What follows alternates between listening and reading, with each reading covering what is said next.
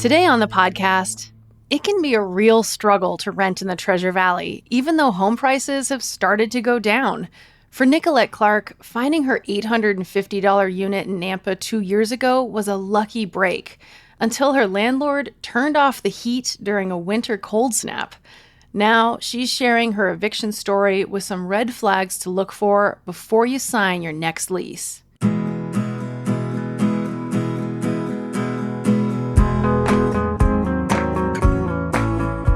It's Wednesday, January 25th, 2023. I'm Frankie Barnhill, filling in for Emma Arnold, and this is CityCast Boise.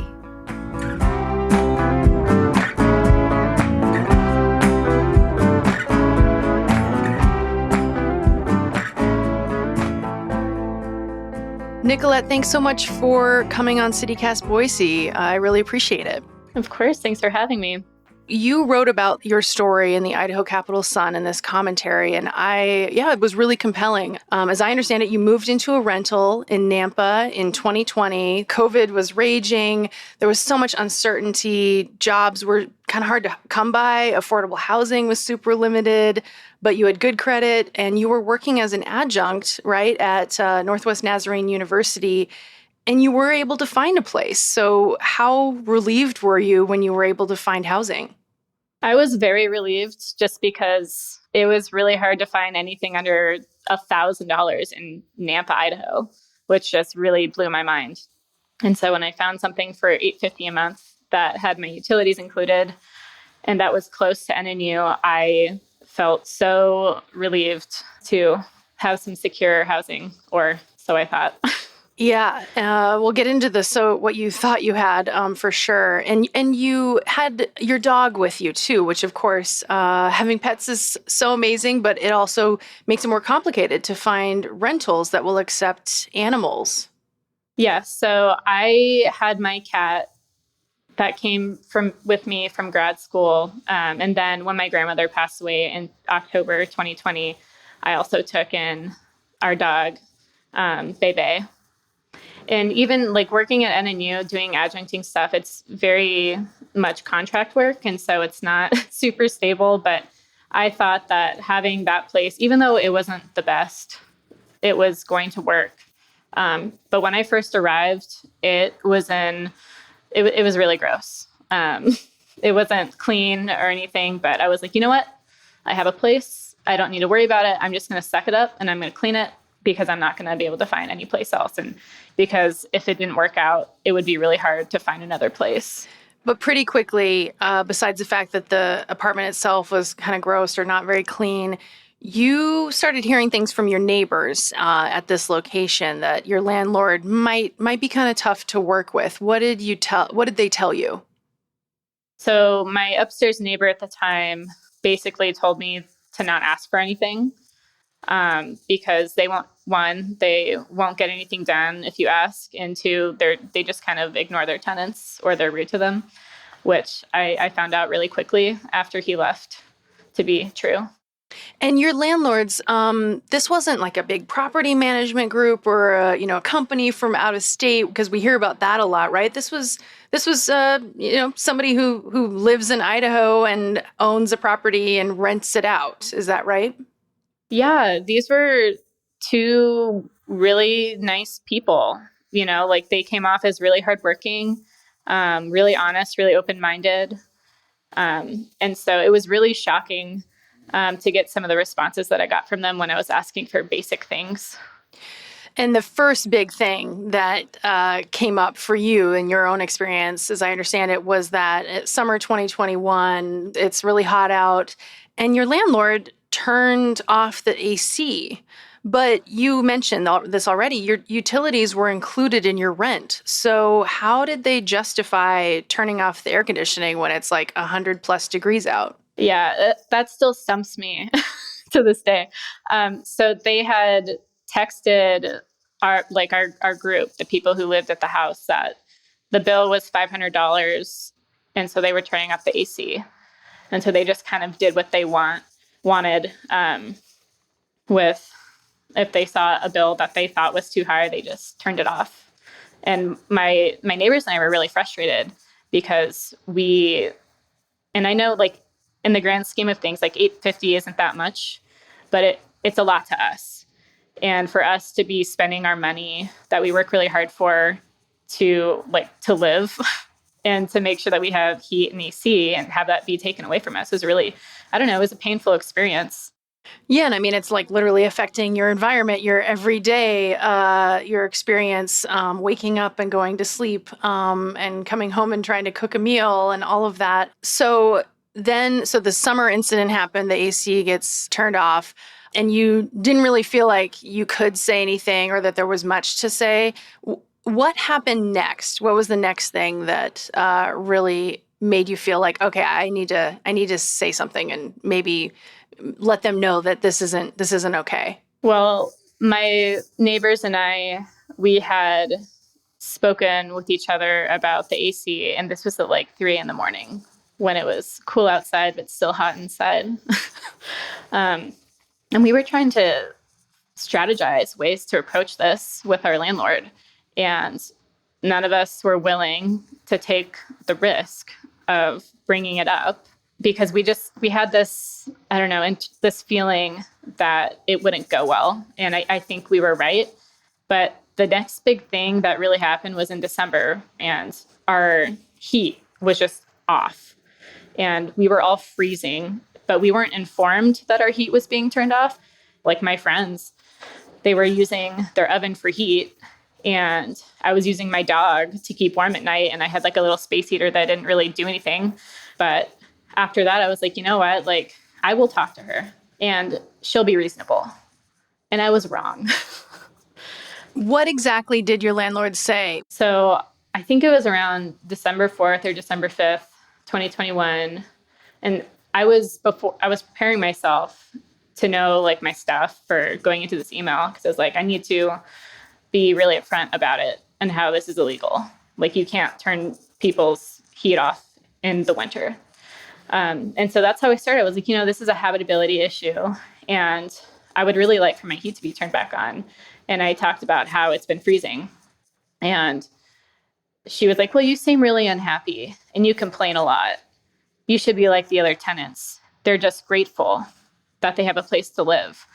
And my landlord kept referencing like my attitude and how I basically was asking for things that were just ridiculous, which asking for heat isn't ridiculous. People need to stay warm in the winter, especially if they're paying for a unit. But yeah, so it didn't go well, as you know, and she told me to leave by February 1st, and I freaked out a little bit. Wow. So, I just want to pause on this vision of you huddled with your dog, trying to stay warm by cuddling with your dog. And that must have been terrifying. And then your neighbors having to use their oven, and they were like opening the door to let the heat out of the oven is what I'm envisioning. Yeah. No, it was insane. And dangerous, very dangerous. Okay, so she says then your attitude, I don't like it. So you're out of here. How was she phrasing that again? So there is a progression of phrasings. So it started with, you're unhappy here. It seems like we'll both be happier if you find another place to live. And then it escalated to, if you're not out by February 1st, I'm going to start unlawful detainer proceedings, which is basically eviction. And she also tagged on, well, if you're not out, which she already gave me that informal eviction. She's like, also, if you're not out, I'm going to raise your rent by $50 a month. And so it was really confusing to have all of these threats when just asking for my basic right and thing that I had paid for, which is my heat. I could imagine that some person might hear this story and say, "Oh, this is, this is awful." But why didn't she find a lawyer to fight this? It sounds like she had a case here. Or why didn't she seek help in some way to not have to move out? What barriers are there to those things, though, to accessing an attorney? And were there resources available? I think at that time, I had no idea what my resources were. I didn't even think about wanting a lawyer. I was just focused on, oh no, what am I going to do? Yeah. Survival, really, right? You were kind of in survival Yeah, mode. totally. And I think a lot of it too is my time. Like I had no time. I was teaching 4 writing classes. So I was working so hard to try to make everything work. And then when this was put on top of it, I'm like, I I don't know how to deal with this. It was emotionally exhausting as well. You only have so much capacity to feel all the things and to deal with them because you have priorities. And yes, housing is a priority, but also if you don't have work, you can't exactly pay for housing. In the article that you wrote for the Capital Sun, the commentary, the phrase informal eviction is what you called this, because the formal process for eviction is a court process, but you feel like this was an informal eviction that you went through. Explain the difference and what you think is wrong with that. My understanding of eviction is that it's a legal process that goes through the courts. And so you need to like file paperwork, but with informal evictions, because it evades the legal process.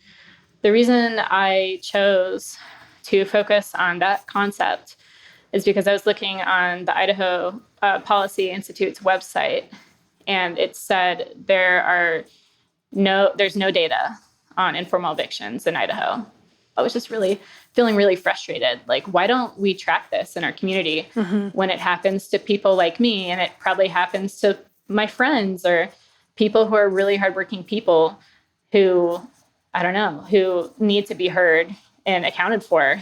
So since you had to leave in February 2022, you had to take some extraordinary measures. Your dog went to your parents' house across country, and you kind of found some housing in between. And now where are you? Were you able to find housing you could afford? And what ended up happening with that previous rental and the landlords? Did you ever get your deposit back? Where do things stand? So after I moved out of where I was living in Nampa, I was in purgatory for like 3 weeks. I was trying to find a place. And I mean, I am really lucky that I got approved anywhere. But this new apartment was $945 a month, which was really a stretch. Almost $100 more than you were paying at the previous place. Yeah. And so I would like get my monthly check and then I'd have $20 left over after paying my rent. But as far as my first place that I was living in Nampa, I received half of my deposit and I'm still in the works of getting the rest of it back. Like I said, it's been a huge emotional burden with dealing with this. And so it just takes a lot of time because, you know, when you're, I don't know, suing a landlord, you probably should do it through small claims because you don't need an attorney there. And so I'm still going to have to take her to small claims, which is going to be frustrating because, you know, you just want it to be over. You're right. Because it's been a year. Yeah. You want to put this behind you and move on. Yeah. Yeah. But I feel like it's really important to take her to small claims because I don't want people like my landlord taking advantage of renters like me or people who are in a worse off position than I am, because it's really hard to feel motivated after someone has taken advantage of you like that. And it just kind of makes you jaded. Like, oh, is everyone, like any landlord going to do this to me? And it just doesn't make you feel safe in the world. If you were to give a new renter or someone who's looking for a rental right now and struggling, what would you like them to know? What do they need to know before they enter into a lease and when they're trying to search for a place? I would just have them research the people that they're going to rent from. Maybe interview your landlord or ask them a few questions or do a quick phone call about what kind of tenants they like. And if they've had any bad experiences in the past with tenants and what those have been, just so you can kind of get a feel for who they are. So after all this, you're now in law school. Is this an area of law that you're interested in, tenants' rights? And, you know, is that part of the reason why you went to law school, so you could learn more about this and also potentially help protect people in the future? I do want to be an advocate for people. However, I'm interested in tribal law and litigation. Part of the reason why I came to law school is because of my family's story of removal from Cherokee Nation in North Carolina. Finding that story that taught me why stories are important and why we need to tell them. And so it's like put this fire within me to tell my story and to help others tell their stories. Nicolette, thank you so much for sharing your story. And I really hope you have a great rest of your semester in law school and that, your housing remains stable from here on out. Thank you so much for having me.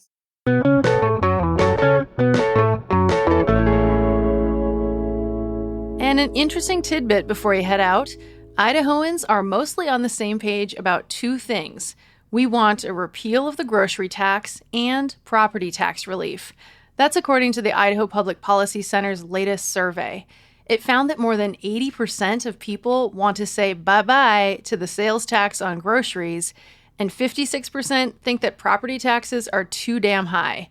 So far, though, lawmakers haven't addressed these concerns at the legislature, instead focusing mostly on hot-button social issues at the State House.